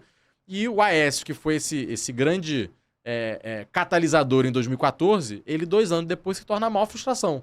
Porque de cara que limparia o Brasil das corrupções e da incompetência da Dilma, ele vira o cara envolvido em várias denúncias de corrupção e que entra pro Centrão, né? O Aécio continua eleito deputado federal, mas hoje ele é mais um cara do Centrão. O Aécio não é um representante da direita. Você não vê o Aécio com grandes discursos, querendo pautar o Brasil para certo destino ou certo rumo. Ele se tornou mais um deputado do Centrão. E o PSDB perdeu o controle de São Paulo também, não conseguiu ali, né, o João Dória, ao mesmo tempo que ele é um fenômeno do partido do ponto de vista inicialmente positivo, ele é esse outsider que chega com tudo e sai com tudo. Então o cara foi prefeito, governador, e aí depois não disputou nem a reeleição, porque é muito rápido, né? É meio que um efeito sanfona. Cresce rápido, diminui rápido. Então acho que o PSDB se precipitou e tomou várias decisões erradas. E o eleitor abandonou, porque o eleitor criou uma raiva dele. Que é isso? Eu gostei de você, eu gostava de você. Eu apostei em você durante 20 anos e você me decepcionou. Então eu voto no PMN, mas não voto em você. Eu sinto que se criou essa relação com o PSDB, de frustração. O bolsonarismo também tem influência grande nisso, né? Uma migração muito grande do eleitor do PSDB, que era o cara mais conservador, antipetista, ele votava no PSDB. Às vezes ele não era um ideal mais liberal que o PSDB tinha, né? Uma social-democracia de fato, que o FHC, pô, tem uma galera da direita que diz que o FHC... Novo. Não, tem uma galera da direita que coloca a peste no FHC de esquerda, porque é um sociólogo, né, e tal. O Bolsonaro disse que ia dar um tiro nele. Exatamente. O Bolsonaro votou contra o Plano Real quando era deputado, né? E contra várias privatizações. Exatamente. Eu falo para as pessoas que o Bolsonaro não é liberal, gente. Ele não é um liberal. Ele botou o Paulo Guedes lá porque queria trazer essa galera, e trouxe uma galera que votaria no Novo, que votaria no PSDB, né? Em frentes mais liberais. A convicção dele é a tradicional de um militar. A convicção tradicional dentro das Forças Armadas é de estatal, né? Porque é segurança nacional, é controle na geopolítica mundial. Você vai pegar o Geisel estatizou várias coisas, fez várias estatais. E o Bolsonaro, ele bebe daí. É esse milico que é a Vale do Rio Doce, é uma empresa nacional, importante para o controle das Forças Armadas, por causa do minério, da Petrobras. Essa é a convicção original dele mesmo. Você acredita que, dentro dessa pergunta, né? Desculpa, Augusto. Não, mas não. Que o FHC foi a melhor experiência de liberalismo que a gente teve? Ou você enxerga, por exemplo, o Juscelino Kubitschek dentro disso aí? É isso? Ou não chegamos naquilo que você acredita ainda? Foi muito longe? Ou chegou pertinho? Ou foi? Ou... O que você acha? Lembrando aqui, da experiência brasileira, Fernando Henrique foi o que a gente teve mais próximo de um governo liberal. É o governo que fez as privatizações, Plano Real, vários marcos regulatórios importantes, né? Lei Geral de Telecomunicações, a ANP do petróleo, que abriu a Petrobras e tornou ela muito mais competitiva do que ela era no passado, claro, que na minha opinião. Mas então o Fernando Henrique Cardoso foi o cara que mais organizou a economia brasileira e era aquele sim o time dos sonhos, né? Gustavo Franco, Pedro Malan. Na minha mesa eu tenho uma nota de R$1, que eu trabalho, uma nota de R$1 assinada pelo Gustavo Franco e pelo Pedro Malan. Então, para mim, esses caras mudaram o Brasil. Então, o que a gente teve de mais próximo a um governo liberal na economia foi o Fernando Henrique. O que organizou a casa, juros, inflação, déficit fiscal, melhor foi o Fernando Henrique.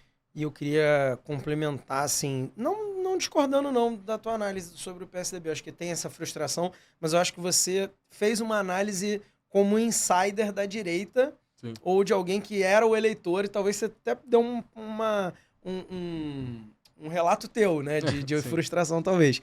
Mas assim, eu acho que olhando de fora, ou principalmente olhando da oposição, eu acho que a questão de alinhamento ideológico interno do PSDB, sim, a proposta lá no início, nos anos 90, não era essa, era uma proposta aberta e heterogênea, né? Então, a ala mais à esquerda, social-democrata, a ala mais liberal e tal. A ideia era ter uma democracia interna dentro do partido.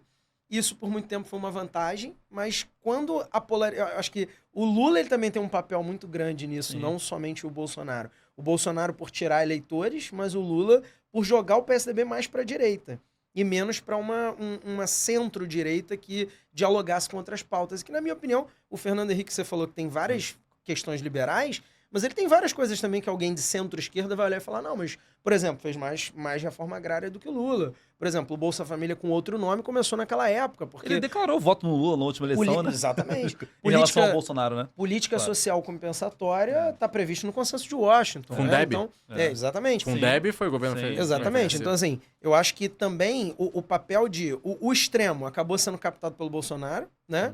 O Lula, ele acaba empurrando o PSDB para uma direita e aí esse centro fica meio vazio ideologicamente. E a gente sabe, cara, que em toda eleição é assim, mas no Brasil especialmente, na época da eleição, quem é um pouquinho à esquerda vira trotskista, né? E quem é um pouquinho à direita vira ultradireita. E, assim, o PSDB ficou meio com a brocha na mão, assim, tipo, porra, pra onde eu vou, né? Mais ou menos como a centro-esquerda também ficou meio amorfa, assim. Acho que como o PSB, por exemplo, PSB, Partido Socialista Brasileiro, tem um monte de gente de direita dentro, o PSDB acabou ficando com um monte de gente centro dentro e meio que não encontrou lugar nessa polarização atual. Faz sentido? Sim, não, faz total. O Fernando Henrique, e você pega a fundação do partido e outros fazem reflexões disso, é curioso, né? Porque o nome não é PSD, né? Não é o Partido Social Democrata. Uhum. É o Partido da Social Democracia Brasileira. Uhum. E ele fala disso, que eles fazem um modelo de social democracia meio único, meio deles. E o Fernando Henrique, por exemplo, fala, nunca vi social-democracia sem sindicato, mas ok, vamos lá. Né? Porque o PSDB é fundado sem o braço sindical, que na Europa, Partido Social Democrata, tem braço sindical. E ao mesmo tempo, os democratas cristãos, na época representado pelo Franco Montoro, que é tradicionalmente uma linha de direita, estava dentro do PSDB.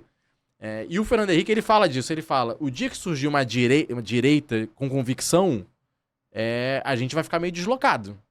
Né? E ele fala também, ou se o PT vier pro centro, der uma moderada, a gente também vai ficar sem posição, porque a gente se colocou... 2002, Foi, né? aconteceu. Exato, o que foi acontecer em 2002, o PT... Né, vem mais ao centro, carta aos brasileiros. Lula botou tudo Henrique mais. Meirelles, pô. Henrique Meirelles, Lula organizadinho, roupinha e tal. Ali o SDB fica meio, pô, opa, quem eu sou? Porque ele não vai pra direita. Então, no que o PT vem pro centro, ele fica apertado. E a mesma coisa acontece em 2018, quando vem a direita, né, de direita mesmo, e esvazia completamente, tira uma parte do PSDB que fica no centro, que infelizmente, e aí todo mundo próximo ao centro se deu mal, né, PSDB, Cidadania, na esquerda, o PDT, o PSB, todas essas bancadas diminuíram. E o próprio Novo também diminuiu sua bancada. Então todo mundo que não estava ou com Lula ou com Bolsonaro de verdade, todo mundo pagou um pouco nessa eleição. Seja na centro-esquerda, seja na centro-direita. Porque, infelizmente é isso. Quando, o Brasil de 2014 para cá é uma polarização absurda. Que ou você tá com o mito ou você tá com o país. Você não tá com nenhum dos dois... É difícil, o eleitor já te cria um bloqueio grande. Cara, eu acho que isso que eu descrevi agora é o debate de presidência em 2018. O debate de presidência em 2018 tinha o Bolsonaro de um lado, o Lula do outro, e o Haddad do outro, né? perdão. E você tinha ali no meio um monte de gente tentando achar um lugar, a Marina, o Alckmin, o Ciro e tal, o próprio Amoedo, buscando ali a sua fatia de votos. Acho que é inegável que, em termos de aptidão ao debate, figuras como o Ciro, como a Marina, são mais magnéticas do que o Alckmin, né? Claro. O Alckmin é tão apelidado de picolé chuchu e tal. Enfim, então ele acaba... nesse meião ali, que poderia ter um terceiro terço da eleição credenciando alguém a segundo turno, ninguém conseguiu. O Ciro conseguiu 12% ainda, mas ninguém conseguiu polarizar um pouco do centro. Um pouco do que o Dávila falou, né? Sim, sim. Um tiquinho da esquerda aqui, um tiquinho da direita ali, a galera que não tá nem com Lula, nem com Bolsonaro. A Simone tentou fazer agora nessa última, Tebet, nessa né? última menos ainda, né? Que a polarização se extrema. Não, o Alckmin é de fato filho parido desse PSDB que ficou sem saber onde ia. E ele foi o PSB, tipo, é bizarro, né? É isso, qual é a convicção pessoal, né, do Geraldo Alckmin? Eu acho até curioso, né, porque quando ele era governador de São Paulo, ele era, né, nazista, fascista, o cara que fechava colégio, né? A galera batia era... professor. batia em professor, a galera era dura pra caramba com ele, né, o PT. Alexandre de Moraes era secretário. Alexandre de Moraes, secretário. Então a galera Agora a esquerda ama. Agora a esquerda ama, não, Alckmin Salvador. Eu falo, a esquerda é muita gente. Não. Eu preservo as minhas críticas. Exatamente. Cara, o Alckmin, ele tem a frase lá da eleição de 2018 que o Lula voltar pra presidência seria voltar pra cena do crime. Pô, o cara tá vice-presidente. A gente já falou essa frase aqui algumas vezes.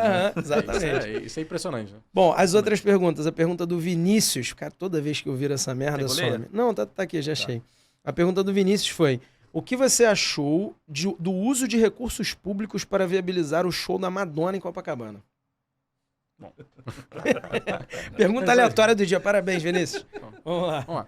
Eu não sou 100% contra a gente fazer uso de recurso público, né, um pouco, separar um fundo de apoio ao turismo de uma cidade como o Rio de Janeiro, que tem esse potencial, né, e destinar isso ao longo do ano para certos projetos.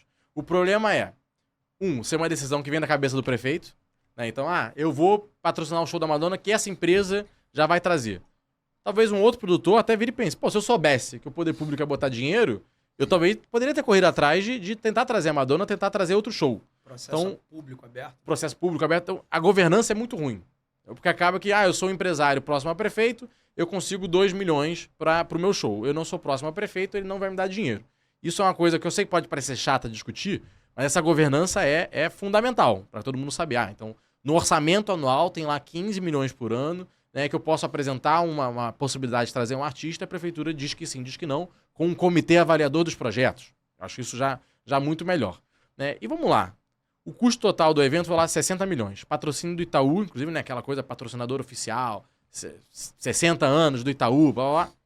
O Itaú deixaria de fazer o evento por causa de 10 milhões? O Itaú aí faturando bilhões de reais Na minha opinião, a prefeitura fez questão de estar presente no evento por ser ano eleitoral.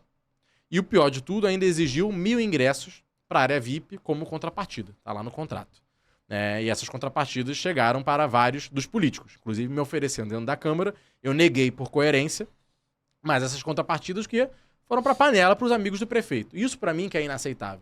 Então, a gente tem um modelo que tem uma boa governança, que a contrapartida é o bem para a cidade. Ou, Madonna, a contrapartida você vai ter que cantar uma música brasileira, vamos exaltar aqui, vamos cantar o hino do Brasil, vamos fazer uma coisa, uma parte do show, falar com quem quer trazer, ó, a contrapartida é essa que vai divulgar a cidade do Rio de Janeiro. Ou a gente vai poder usar a sua imagem, né, numa peça publicitária de divulgação do Rio de Janeiro no exterior. Alguma coisa do gênero. Agora, se 10 milhões que o prefeito achou que é bacana, né, sem nenhum estudo prévio, e exigir 1.000 cortesias de contrapartida no eleitoral, eu achei que foi a bagunça. Então isso não é uma crítica, tipo, nunca pode ter.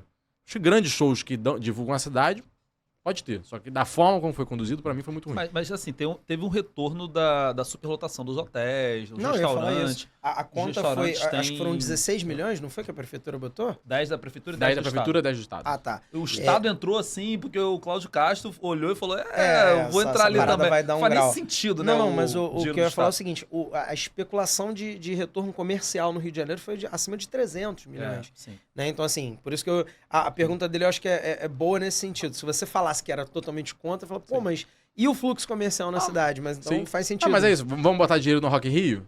Aí, não, o Rock in Rio se paga. Ah, então não precisa. Então porque o show da Madonna Sim. precisava? Não precisa. Não. O Sim, ponto sim. é um pouco desse, assim. Eu não vou negar. O show da Madonna é um golaço para a cidade do Rio de Janeiro. O ponto é, precisava do recurso público e precisava ser feito do jeito que foi feito? São essas reflexões que eu trago. Agora, o show da Madonna é um golaço para a cidade do Rio de Janeiro. O Rock in Rio é um golaço para a cidade do Rio de Janeiro. Esses grandes shows, Andrea Bocelli, é um alcance muito menor, mas também tem um alcance bacana. Todo esse show. Taylor Swift, agora é a mesma coisa. A Taylor Swift veio para a cidade do Rio de Janeiro. Não foi um show aberto, mas veio. Bruno Mars vem. A prefeitura vai botar dinheiro? Quando o Bruno Mars vem, também afeta a rede hoteleira. A Taylor Swift afetou a rede hoteleira. Então todo show a gente vai botar dinheiro? Não, esse show se pagava. Esse show se pagava. E na minha opinião, o do Itaú também se pagava. Porque o Itaú fazia questão de fazer isso acontecer. E a prefeitura tem um custo já com a guarda municipal, o Estado com as polícias, né? Já vai ter esse gasto natural de Com organização lube? da cidade. Quem com faz a lube. limpeza depois, no final do show? Exatamente. Da areia da praia? É com lube. Bom, a terceira pergunta foi do Yuri. Ele falou, sempre quis perguntar isso pra alguém do Novo. Se precisasse escolher, sem chance de ficar no muro, iria de Lula ou Ciro Gomes? Muito bom, cara. Essa pergunta é muito boa. Eu ia de Lula. Cara, não, Lula é em cima do muro. Não, sem tem muro, que escolher sem alguém. muro, sem muro. Escolheria o Ciro Gomes.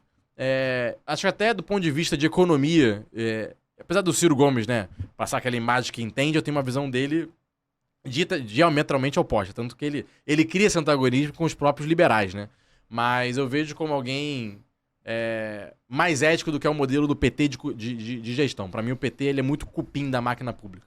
O cupim o PT é dominar, um projeto hegemônico, que inclusive é hegemônico às vezes pra cima do Ciro, né?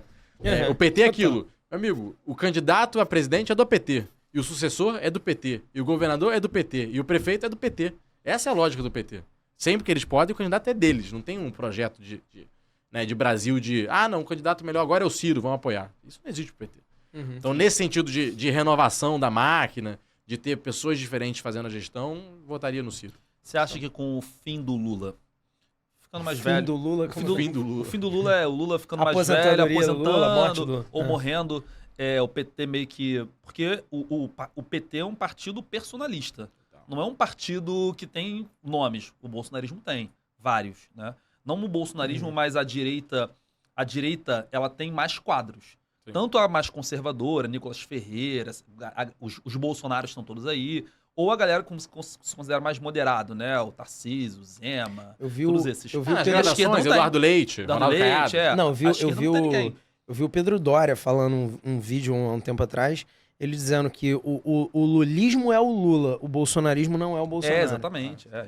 Você acha que a esquerda, ela meio que fica órfão, né? Na minha opinião, o resultado de 2022 é muito na conta do Lula. Tanto que você vê que nos estados, e não só sul, sudeste, né, em vários estados, né, quem estava mais ligado a Bolsonaro fez barba, cabelo e bigode. E o PT, fez o PT o não Senado- elegeu, o PT não elegeu nenhuma capital, pô. Nenhum prefeito, nenhum governador. Não, e você for ver agora, Vai eleger em Belo Horizonte? Acho que não. Vai eleger no Rio de Janeiro? Vai ser o Eduardo, mas não é PT. Né? O Eduardo, inclusive, dependendo da maré, basta ver o impeachment da Dilma. Os deputados ligados a ele, Pedro Paulo, votaram pelo impeachment da Dilma. Então hoje Eduardo é PT. Não se sabe se amanhã ele vai continuar sendo. São Paulo vai eleger, o Boulos vai ganhar do Ricardo Nunes. E não é PT. E não é PT. Então assim, é isso. Eu acho que o PT vai ter uma dificuldade muito grande no pós-Lula. Não só o Porque PT, não acho que a fomos- esquerda como um todo. É, a não? esquerda como um todo. Sim. Porque por causa do Lula e do PT, a Sim, esquerda, né, sim. fica dentro desse guarda-chuva. Bom, Duda, pergunta número 4. Eu já concordava com o Amoedo de que o Novo se perdeu da origem. Agora, com a filiação de um deputado caçado e cheio de polêmicas no currículo, eu validei ainda mais minha posição. Não acontece mais processo seletivo. Pela interpretação, eu acho que ela tá falando do Deltan. Ah, entendi. Pô. Não, vamos lá. Primeiro, às vezes eu recebo umas pessoas falando: o João tá certo, o Novo se desvirtuou desde a origem, blá blá, e a pessoa já não gostava do Novo desde a origem. Então também, assim, então, com todo respeito a algumas pessoas que trazem essas críticas, eu falo: olha, você nunca gostou do Novo. Então a gente se atualizar, a gente tomar decisões internas, a gente toma seguindo pelo nosso eleitor. Pra quem nunca votou na gente, eu gostava, já não gostava de vocês, agora eu gosto menos ainda. Assim, com todo respeito. Então, não é meu público-alvo. Então não me parece, pelo comentário da Duda, que ela já tivesse simpatia pelo Novo, porque dentro da direita... Eu não sei não, cara. Eu acho que o início da frase dela me parece meio amargurado. Pô, eu já concordava com o Amoedo de que o Novo se perdeu da origem. Não sei. Talvez, hein? Acho Melhor que, falar assim, com ela com mais carinho, que pode ser leitora pode ser. sua. Porque eu acho muito difícil, porque assim, dentro da direita, e aí como alguém que, circula bastante, é muito raro alguém que tem essa posição com relação ao Deltan. Pode ter críticas do tipo, eu acho que o Deltan tem um tom evangélico demais nas falas dele. Ou, eu acho que quando ele estava na Lava Jato, ele cometeu excessos e o slide, o PowerPoint foi um exagero, foi um descuido. Isso tudo tem várias ressalvas que são justas. Agora, tratar o Deltan como um deputado caçado, cara, não, assim, não tem na direita. Alguém que não ache que o Deltan não foi perseguido por tudo que ele fez na Lava Jato. Não tem. Todo mundo da centro-direita à extrema-direita trata o Deltan como alguém que foi perseguido não pelos erros dele, mas pelos acertos dele. Pelas pessoas que ele condenou, por quem ele foi pra cima. Então, assim, eu acho muito difícil essa pessoa já ter uma simpatia pelo Novo, porque pra gente a Lava Jato é um dos grandes legados do país, é pilar dentro do Novo. E, naturalmente, um cara que a gente vê como caçado pelo sistema. O que levou ele à cassação dele é bizarro. Assim, não é nem... Não sei acompanhar aqui e contextualizar um pouco, né? É porque ele tinha um processo... Ele não tinha nenhum processo administrativo aberto. Ele tinha um processo... inicial. Uma investigação que poderia levar a um procedimento administrativo. E o que está na lei da ficha limpa é que processo administrativo aberto gera ineligibilidade de quem é servidor público. Aí ele teria pedido demissão antes da conclusão para poder não Exato. concluir o processo. Só que, qual é a prova? Qual é o critério? No que ele sai, ele pega lá uma certidão de não processo, certidão negativa. Tá tudo certo, você não tem nada contra você. Ele tem que ficar aguardando a abertura de... essa interpretação foi muito única. E o julgamento de 47 segundos. Cara... Então, assim, eu tenho problema nenhum. Pelo contrário, inclusive, quando eu fiz o lançamento da minha pré-candidatura, eu levei o Deltan, falo do Deltan direto e como alguém que circula na direita. Eu não tô dizendo que a pessoa tem que concordar comigo, mas dentro da direita é muito difícil alguém achar que o Deltan não foi perseguido. É muito difícil. E não quer dizer que ele seja perfeito. O ponto não é esse. Agora, tratar ele, um deputado caçado... Não, caçado, é no sistema, pô. Bom, a Daniele falou, você como liberal apontaria quais 3 países do mundo que são geridos da forma que você considera ideal? Pode ser 3, pode ser 1, pode ser, sei lá.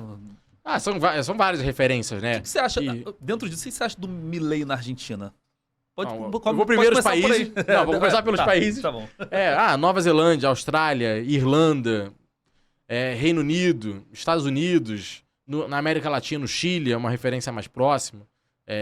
Aí vão ter vários, Japão, Hong Kong, claro que tem várias diferenças entre eles, mas no geral são os países, tem um índice da liberdade econômica, no geral os países melhor posicionados nesse índice são os países que eu tenho maior afinidade, que eu considero mais próximo daquilo que eu acredito, de liberalismo econômico. E sobretudo aqueles ingleses, né, porque tem uma tradição inglesa de liberdade econômica, né? Então, quase todo mundo que foi colônia da Inglaterra tem isso mais forte, né? Aí vai, Austrália, Nova Zelândia, Estados Unidos, todos esses têm esse viés forte de liberdade econômica. E aí, com relação ao Milei, eu tenho ressalvas à figura errática que ele traz, que é um viés até meio parecido com o do Bolsonaro, mas os resultados ele está entregando. Então, a inflação da Argentina está diminuindo, está chegando a patamares menos malucos do que era antes. Tem uma preocupação com o déficit fiscal, a Bolsa está valorizando por causa disso. Ele vem negociando suas dívidas, está com compromissos de pagamento, está cortando gasto. Então, eu considero o Milei um saldo bem positivo, uma pessoa...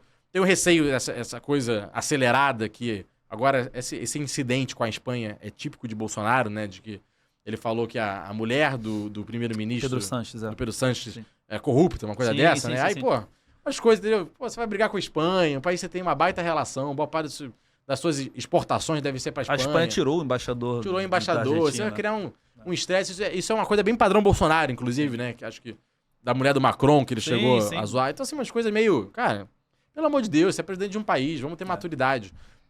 Mas teria votado nele naquelas eleições, porque, na minha opinião, e visitei a Argentina 2 anos atrás, né? A inflação, todos os cardápios vindo com... Confira se o preço é esse mesmo, porque pode ter atualizado. Assim, então, e o empobrecimento, a miséria crescendo no país. Então, tinha que tentar algo diferente. Ele é um cara liberal. Então, as medidas econômicas eu vejo como bem positivas para o país. É isso? É isso. É isso. Gostou da experiência? Ótimo. A gente morde. A galera da direita pode vir de boa. Devem vir. Tem que vir. É isso. Obrigado. Muito obrigado. Se quiser alguma palavra final, se dirigir a galera, claro. Fica à vontade. Bom, galera, agradeço aí. Quem tiver gostado, claro, fazer o jabá também nas minhas redes sociais. Né? Quem puder seguir lá em todas elas, YouTube, Instagram, Twitter, seja lá o que for, é @PedroDuarteRio. E boa parte dos debates que a gente teve aqui, eu faço muito nas redes sociais. Eu trato muito minhas redes como um fórum. Eu tento provocar o debate. Às vezes eu nem tô com a posição formada ainda, e aí lá no gabinete a gente tá debatendo, mas é A, é B, vamos fazer um ajuste. Eu falo, não, vamos jogar pra galera opinar também, né? Vamos criar ali uma polêmica para as pessoas divergirem. Eu gosto de ver disso. O nosso mandato, ele é também um fórum, né? Um espaço pra gente debater a cidade do Rio de Janeiro. E aí é um prazer estar aqui, né? Por isso sempre aberto ao debate, que eu vejo que não tem democracia funcional, pode ser meio clichê, mas não tem uma democracia que funcione, não tem uma cidade que dê certo se as pessoas não sentarem numa mesa, né, e debaterem com visões diferentes. É isso. Show de bola. Temos? Temos, e lembrando os recadinhos do tio Alu lá do início. É isso. Manda mesmo. Lembrando que esse episódio, ele vai em oferecimento, tô brincando. Lembra de curtir, comentar, mandar um coraçãozinho, a gente adora quando vocês comentam. Critica também, os haters também são bons, né? Porque engaja o conteúdo. Nas redes sociais, eu sou Aloysio Professor, ele é o Augusto Gel. E temos Esse aí foi mais um episódio do Atualize. Valeu. Beijo, Valeu, galera. Um abraço. Tchau.